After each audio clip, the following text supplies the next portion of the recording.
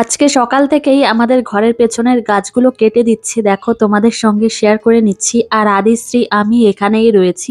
আর গাছগুলো কেটে ফেলছে সেটা দেখেই মনের মধ্যে একটু কষ্ট হচ্ছে। তো হ্যালো বন্ধুরা, কেমন আছো সবাই? আশা করছি তোমরা খুব ভালো আছো আর যে যেখানেই আছো সুস্থ আছো। আমিও বেশ ভালোই আছি। আজ আরো একটি নতুন ব্লগে তোমাদেরকে জানাই অনেক স্বাগত, অনেক ভালোবাসা। তোমাদের সঙ্গে আমি কিছু কথা শেয়ার করব, তার জন্য ব্লগটা দেখতে থাকো, আশা করছি জানতে পারবে। আর এখন সকাল 11টা বেজে গেছে। তো মেয়ের জন্য এখন মৌসম্বি লেবুর রস তৈরি করছি। তো 3টে লেবু আমি নিয়ে এসেছি। তো প্রথমে 2টো লেবু কেটে নিয়েছি। যদি 2টো লেবুতে রস হয়ে যায় তাহলে আর আরেকটা কাটবো না। তো ওইদিকে দেখো এখন রসটা বের করে নিচ্ছি। আচ্ছা, এখন তোমাদের বলবো যে আমাদের ঘরের পেছনের গাছগুলো কেন কেটে ফেলছি। এত বড় বড় গাছ আর সবগুলো হচ্ছে মেহগনি গাছ। আর গাছগুলো অনেক দামি গাছ। তো গাছগুলো কেটে ফেলছে, মনটা কেমন একটু লাগছে, খারাপই লাগছে। আর একটা গাছ মানে একটা জীবনের সমান। তো গাছগুলো কেটে দিচ্ছে তার একটা কারণ হচ্ছে পেছনে তোমাদের দাদা ভাই মানে মাম্মামের বাপি জায়গা নিয়েছে, একটা বাড়ির জমির প্লট নিয়েছে। তো সেই জন্য গাছগুলো কেটে দিচ্ছে রাস্তা তৈরি করার জন্য। তো আমাদের একদম জমি লাগোয়া রাস্তা হবে খুব সুন্দর। তো সেই জন্যই কেটে ফেলেছে। আর ওইখানে মাটি দেবে, মাটি দিয়ে ভর্তি করবে, উঁচু করবে। তো সেই জন্য গাছগুলো কেটে ফেলা হয়েছে। আর এদিকে মেয়েকে মৌসম্বি লেবুর রস খাইয়ে দিয়েছি। তার আধ ঘন্টা বাদে আমি কোয়েল পাখির ডিম খাইয়েছি, 4টে মতো ওকে খাওয়াই। আর ডিমগুলো খুবই ভালো খাওয়াচ্ছি, আদিশ্রীর কোনো সমস্যা হচ্ছে না। তো বেশ কয়েকদিন ধরেই খাওয়াচ্ছি। আর 50টা ডিম নিয়ে এসেছে। তো প্রত্যেক দিন আমি 4টে করে খাওয়াচ্ছি। তো যাই হোক, আদিশ্রীকে আমি স্নান করিয়ে নিয়ে ঘরে নিয়ে এসেছি। আর এখন ওকে রেডি করিয়ে দিচ্ছি এই শীতের সময়। তো একটু ঝটপট করে স্নান করিয়ে ওকে ঘরে নিয়ে আসি। আর গরমের দিনগুলোতে একটু দেরি করি। আজ বাদে কাল আমাদের বিবাহবার্ষিকী। তো প্রত্যেক বছর বেশ একটু টুকটাক করে ভালোই করি, বিবাহবার্ষিকীটা পালন করি। তো সবাইকে খুব সুন্দরভাবে রান্নাবান্না করে খাওয়াই। তো এবছরটা হয়তো সেভাবে করতে পারবো না, আমার যেটা মনে হয়। আমার শরীরটা তো তেমন একটা ভালো নেই, এখনো সুস্থ হয়ে উঠিনি। 3 মাস মতো লাগবে ভালোভাবে সুস্থ হয়ে উঠতে। তো যেটুকু পারবো সেটুকুই করব। আর তোমাদের সঙ্গে তো শেয়ার করার চেষ্টাই করব। আর শুধু তো ঘরের কাজকর্ম করলে হবে না, এদিকে আবার মেয়ে আছে, মেয়ের কাজকর্ম আছে। ডক্টর আমাকে 3 মাস রেস্টে থাকতে বলেছেন। মানে 3 মাস বলতে ভারী কাজকর্মগুলো একদমই করা যাবে না, টুকটাক কাজকর্ম করা যাবে। আমার মেয়েটা আমার কাছে কত আসতে চায়, মানে কোলে উঠতে চায়, কিন্তু আমি ঠিকঠাকভাবে কোলে নিতে পারি না। তো ভারী জিনিস একদমই নেওয়া যাবে না। মেয়েকে আমি অনেক বলে বলে রেখেছি যে মা আমার পেটে ব্যথা, তারপর সেলাইগুলো দেখাই, তখন আমার মেয়ে বুঝতে পারে যে মায়ের কষ্ট হবে। আর এদিকে আদিশ্রীকে দেখো একদমই রেডি করানো হয়ে গেছে। আর এখন যাব নিচে। তো নিচে গিয়ে আবার কাজকর্ম আছে, সেগুলো করব। মেয়েকে নিয়ে একদিন বাজারে গিয়েছিলাম আর সেখান থেকে কয়েকটা জিনিস কিনে নিয়ে এসেছি আমার আর আমার মেয়ের। তো ভাবলাম তোমাদের সঙ্গেও একটু শেয়ার করে দিই যে কি কি কিনলাম। আর আমার মেয়ের সঙ্গে থাকলে তো ওইগুলো ये দেখলেই একদম तिरवल्ली কি বলবো, পাগল হয়ে যাবে तिरवल्ली জিনিসগুলো নেওয়ার জন্য। তো চলো তোমাদের জিনিসগুলো এখন একটু দেখাই যে কি কি কিনলাম। আর মিশো থেকে আমার কয়েকটা জিনিস এসেছে, সেগুলো তোমাদের এই ব্লগে দেখিয়ে দেবো যে কি কি কিনেছি। আর এই যে দেখো, আমি স্টেশনারি দোকান থেকে এগুলো নিয়ে এসেছি। তো চলো এখন তোমাদেরকে দেখাই যে কি কি আনলাম। আর এখানে অনেকগুলো জিনিস রয়েছে, তবে আরো কিছু আনতে হতো, সেগুলো দোকানে ছিল না জন্য আনা হয়নি। তো প্রথমেই তোমাদের একটা বডি লোশন দেখালাম, আর একটা ল্যাকমির ফেস ওয়াশ দেখালাম। আর এখানে একটা ওয়াটারগার্লের পারফিউম রয়েছে, পারফিউম বলতে বডি স্প্রে রয়েছে। আর এদিকে একটা মেয়ের গেল টুথপেস্ট। আর এখানে একটা হাইলাইটার রয়েছে, আর একটা কিও কার্পিনের বডি অয়েল নিয়ে এসেছি। আর একটা ক্লিপ নিয়ে এসেছি। দোকানে তেমন কোনো ভালো ক্লিপ দেখতে পেলাম না, এটা আমার পছন্দ হয়েছে, তারপর এটা নিয়ে এসেছি। দাম নিয়েছে 30 টাকা। এই কটা জিনিসের দাম নিয়েছে 1350 টাকা। তো জিনিসগুলো এখন ঠিকঠাক করে রাখবো, এখানে রাখলে তো আমার মেয়ে ধরলে একদম সমস্ত কিছুই নষ্ট করে দেবে, বিশেষ করে হাইলাইটারটা বেশি করে নষ্ট করবে। আর এদিকে ওর বাপি বাড়িতে চলে এসেছে। আর এখন মেয়েকে নিয়ে আমাদের ঘরের পেছনে যে জমির প্লটগুলো তৈরি হয়েছে সেখানে এসেছে। তো আজকে খুঁটি পোতার কাজ চলছে, তো সেগুলো দেখতে এসেছে। তো আমি ভাবলাম যে আমি একটু যাই।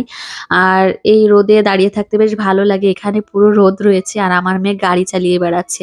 ওর বেশ ভালোই হয়েছে, পেছনে রাস্তা হয়েছে তো অনেক চওড়া রাস্তা। তো আমার মেয়ের খুব ভালো হয়েছে। আর পেছনের দিকে গাড়ি ঘোড়াও তেমন একটা আসতে পারে না। তো আমাদের দিক থেকে খুব ভালো হয়েছে। আর এদিকে দেখো, আমার মেয়ের দুপুরের খাবার নিয়ে নিয়েছি, ওইখান থেকে আমি চলে এসেছি। আমি চলে এসেছি, আদিশ্রী এখনো আসেনি, তো ভেবেছি যে ওর খাবারটা মেখে রেডি করে নেব, তারপর ওকে আমি ডাক দেব। আর এদিকে দেখো আজকে আমার মেয়ের জন্য কি রান্না হয়েছে। তো আজকে রান্না হয়েছে আমাদের বাড়িতে ওলকপি আর আলু দিয়ে, শিঙি মাছ দিয়ে আর কই মাছ দিয়ে তরকারি, তো সেটাই আমার মেয়েকে খাইয়ে দিয়েছি। আর এদিকে বিকালের দিকে এখন আমি চলে এসেছি ঘরটা গোছাতে। তো মেয়েকে খাইয়ে দাইয়ে দিয়েছি, তো ভেবেছি আগে ঘরটা গুছিয়ে নিই, তো ওরা আবার ঘুমোতে আসবে, তো সেই জন্য গোছানো নেই। আর গোছানো না থাকলে বেশ ভালোও লাগে না। আর ভেবেছি যে কালকে হচ্ছে অ্যানিভার্সারি, তো ঘরের এই যে বিছানার বেডশিটগুলো একটু চেঞ্জ করব। কোনো ভালো দিন আসলে আমি বিছানার চাদর চেঞ্জ করে নিই, তাহলে দেখতে বেশ ভালো লাগে ঘরটা, আর খাটটার চেহারাও অনেকটা পাল্টে যায়। তো এখন তো আদিশ্রী ওর বাপির কাছে রয়েছে, ওকে আমি খাইয়ে দিয়েছি, তো ভাবলাম এদিকে এখন আমি একটু ঘরটা টুক করে গুছিয়ে নিই। আর এই বিছানার চাদরটাও চেঞ্জ করে নেব, কাল হলো আমাদের বিবাহবার্ষিকী, তো সেই উপলক্ষে একটু ঘরটা গুছিয়ে নেব। তো তেমন কেউ আসবে না, আমার বোনকে আসতে বলেছি, আর দাদারা তো বাড়িতেই থাকে না। আর ওইদিকে আমার ননদকে বলেছি, তো দিদি মনে হয় আসতে পারবে না, দিদির ছেলে আসবে। তো এইদিকে এখন আস্তে আস্তে করে ঘরটা চলো গুছিয়ে নিই।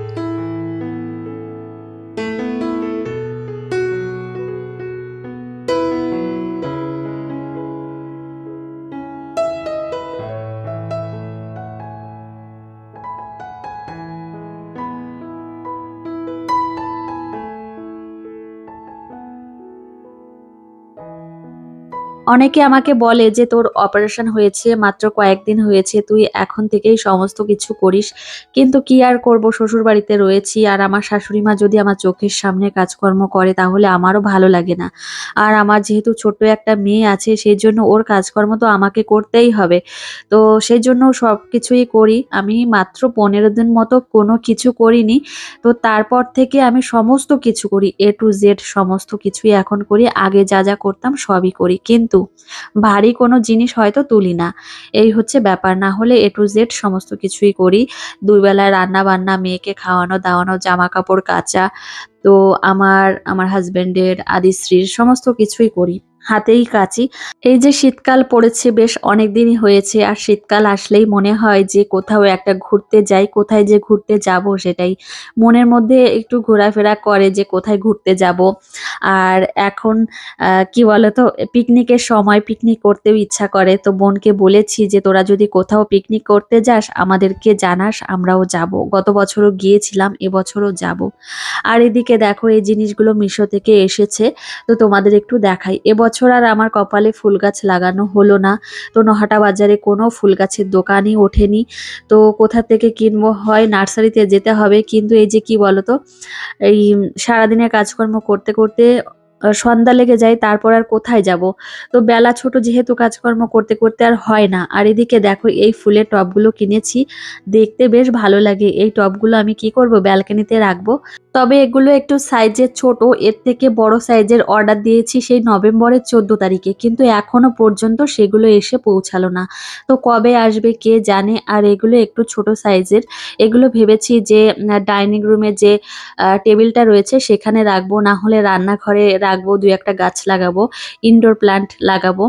তো দেখা যাক, আস্তে আস্তে করার চেষ্টা করব। যেটা মনে মনে ভাবি সেটা তো আর হয় না। আর এদিকে আর একটা জিনিস নিয়ে এসেছি, চলো তোমাদের সামনেই ওপেন করি যে কি এসেছে। আর ভেবেছি যে শর্ট ভিডিওতে একটু দেখিয়ে দেব যে কি কি কিনলাম, তো যারা নতুন ভিউয়ার, তো তাদের দেখানোর জন্যই আমি একটা শর্ট ভিডিও করব। তো এদিকে দেখো, তো এখন আমি খুলছি। তো এর মধ্যে দারুণ একটা জিনিস আছে, আমি তো দেখার জন্য খুবই আগ্রহী। আসলে কি বলতো, অনেকদিন ধরেই আমি চাইছিলাম যে এই জিনিসটা কিনবো। আর এখন যেহেতু আমার রান্নাঘর হয়ে গেছে বা ঘরবাড়ি করেছি, সেই জন্য আলাদা একটা ইচ্ছা যে ভালো ভালো জিনিস কিনবো। আর যেহেতু ভিডিও করি সেই জন্য ভালো ভালো জিনিস তো কিনতেই হবে অবশ্যই। তো সেই জন্যই আমি সবসময় চেষ্টা করি। আর ঘর সাজানোর জিনিস হলে আমার হাজবেন্ডও আমাকে কিছু বলে না। তো এই গ্লাসের, এর মধ্যে গ্লাস রয়েছে, এই গ্লাসের সেট আমিই কিনেছি।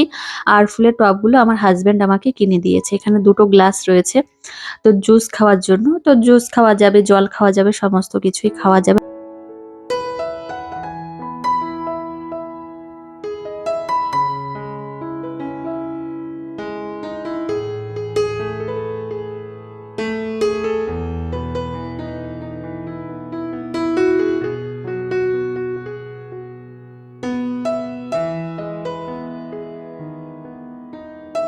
এখন তোমাদেরকে দেখাবো যে এর মধ্যে কি আছে। তো দেখো এই গ্লাসগুলো আমি অর্ডার করেছিলাম, এর মধ্যে দুটো রয়েছে। একটাই ওপেন করে তোমাদেরকে দেখাচ্ছি, দেখো কত সুন্দর। কিন্তু আমার একটা জিনিস ভালো লাগেনি, সেটা হচ্ছে অতিরিক্ত পাতলা, একটু মোটা হলে বেশ ভালো হতো। তো এই গ্লাসগুলো একদমই পাতলা আর কাচের, জিনিসগুলো কাচের, সেজন্য একটু সাবধানে রাখতে হবে, না হলে ভেঙে যাবে। আর এর মধ্যে রয়েছে একটা স্ট্র, একটা না দুটো স্ট্র রয়েছে। যাই হোক, জিনিসগুলো তোমাদের কেমন লাগলো অবশ্যই জানিও। আর আমার পছন্দের লিস্টে অনেক কিছুই রয়েছে, তো সেগুলো আস্তে আস্তে করে কিনবো। একবারে কিনতে গেলে আবার বকা শুনবো আমার হাজবেন্ডের কাছে। তো আস্তে আস্তে করেই কিনবো, ভেবেছি যে আমার ইউটিউবের পেমেন্ট ঢুকলে আমি বেশ কিছু জিনিস কিনবো। তো এই যে দেখো তোমাদের একটু কাছে থেকে দেখাচ্ছি, জিনিসটা দেখতে খুবই সুন্দর, কিন্তু ওই যে বললাম যে কাজটা একটু পাতলা। তো যাই হোক, চলো এখন নিচে যাওয়া যাক। আর নিচে গিয়েছি, মেয়েকে নিয়ে ঘরে এসেছি, এখনো ঘুমোবে, মানে আমাকেই ঘুম পাড়িয়ে দিতে হবে। আমার মেয়ে এই যে বেসিন থেকে হাত ধুয়ে এসেছে, তো এখন হাতটা মুছে এখন খাটে উঠবে।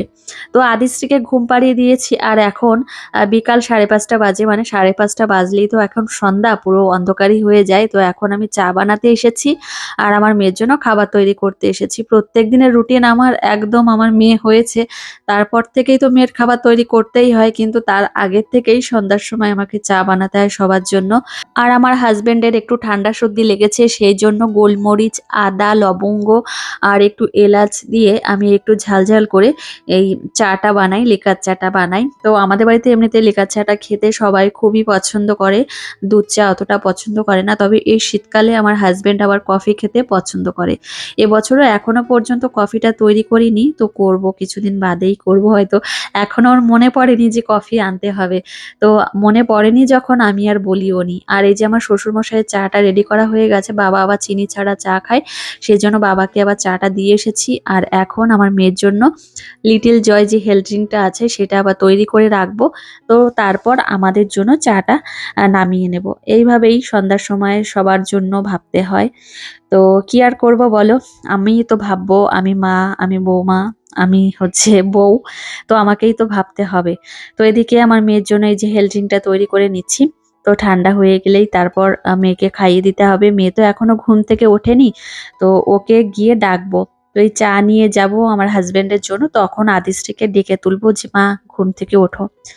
তো তারপর আবার ওকে নিয়ে একটু বই নিয়ে বসতে হবে, ওর সঙ্গে একটু খেলা করতে হবে। এইভাবেই সন্ধ্যাটা কেটে যায়। তারপর আবার রাতের রান্না বান্না, তো তারপর এই হচ্ছে আমার কাজকর্ম।